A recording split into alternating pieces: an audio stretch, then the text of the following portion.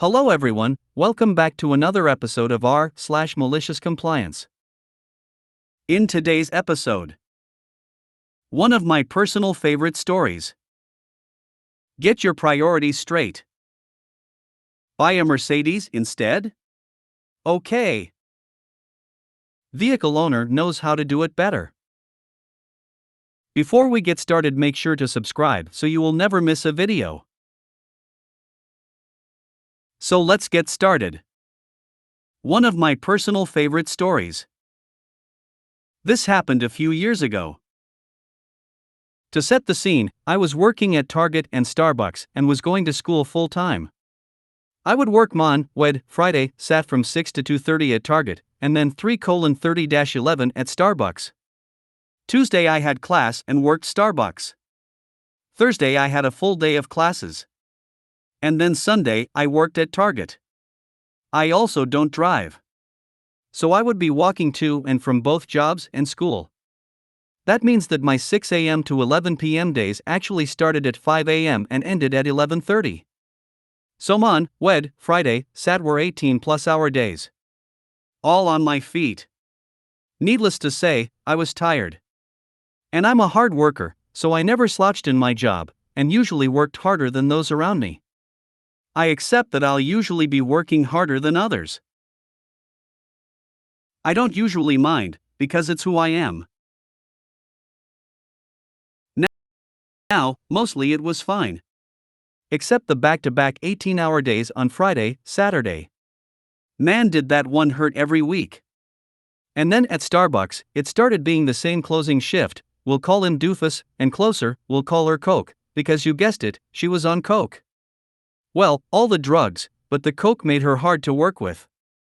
Now, Coke wanted to be a supervisor, and Doofus was lazy, so Coke would do Doofus' job, and Doofus would do nothing. So that resulted in a very tired me having to do most of the closing tasks every Friday, Sat by myself. They would leave me alone out front for hours at a time doing all the cleaning, stocking and prep by myself, while helping every customer in the cafe and drive-thru, while making all their drinks and food. Again, alone. I'm normally a fun person to work with, who jokes and keeps things light to help myself through my shifts. But this closing team was slowly killing me. So one weekend, Sat, I just stopped talking to Doofus and Coke and just went about my job. I was still pleasant AF to the customers, because they weren't the problem, and still did more than my fair share of the work. I just did it silently. Now, because I was in a bad mood, so was everyone else. Doofus literally cornered me and told me I needed to change my attitude. I ignored him, and that was that. He only spoke to me to send me on breaks or tell me where to go when I got back from breaks, and those few words were said in less than pleasant tones. Didn't faze me. I just did my job. So, the next weekend rolls around. It's earlier in the day on Friday, maybe 6 p.m., so there are more people still working in the store, all of whom also had issues with lazy Doofus and Coke, and knew how they were treating me later in the evening. So Doofus and Coke start in on not being helpful. So I start going quiet on them.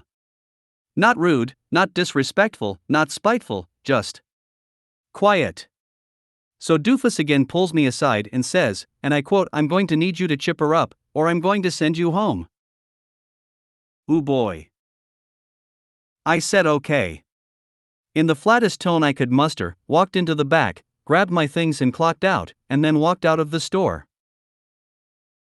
This has nothing to do with the MC, but it's a good part of the story.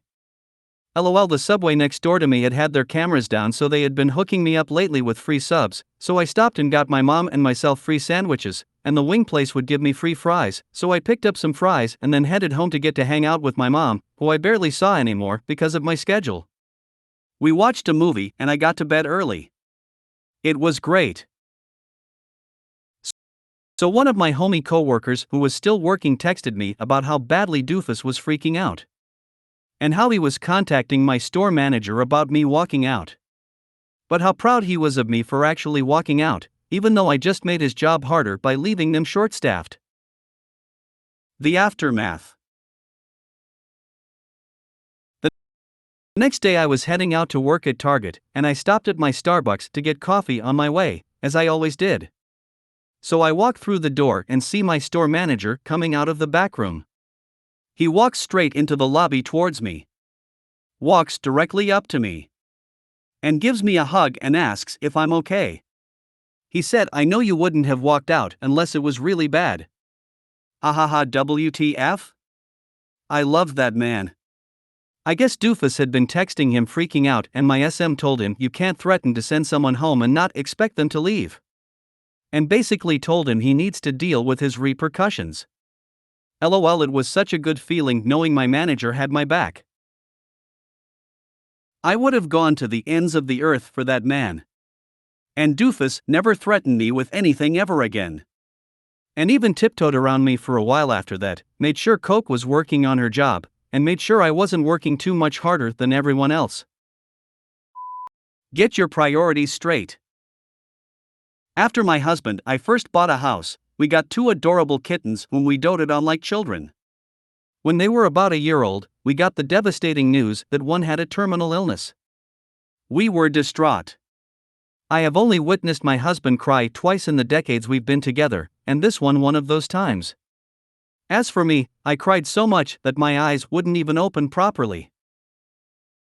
Because we were both such wrecks and had to meet with a number of vets to talk over options, and because my eyes were still nearly swollen shut, we both took leave the next day. My work was understanding and compassionate about it. My husband's job, not so much. The boss angrily told my husband, "You need to get your priorities straight." My husband went from grieving to livid. So after we came back from meeting with the vets, my husband called up someone he knew and talked himself into a better paying job with lots of flexibility. The day after that, he showed up at work, told his boss that he'd gotten his priorities straight, and handed in his 2-week notice.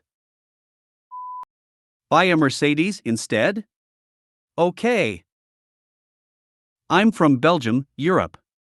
This happened to my father about 25 years ago, but I was there to enjoy. Looking for a new car, we visited a few local dealerships. After having seen some cars that were within specifications, he fell in love with the brand new Citroën C5. After a test drive, my dad told the salesperson, dealership owner in this case, he loved the car but had some concerns with visibility regarding parking because the nose dropped a lot towards the front. It was N90s, so parking assist was not yet a common thing and more of a luxury. The owner replied, clearly offended, "If you can't park, you should buy a Mercedes. They have a sight, like a gun, on the front." A man of principles and pride, my father told the man he was taught by his dad to always accept good advice, and we walked out without giving the surprised man another look or a chance to respond.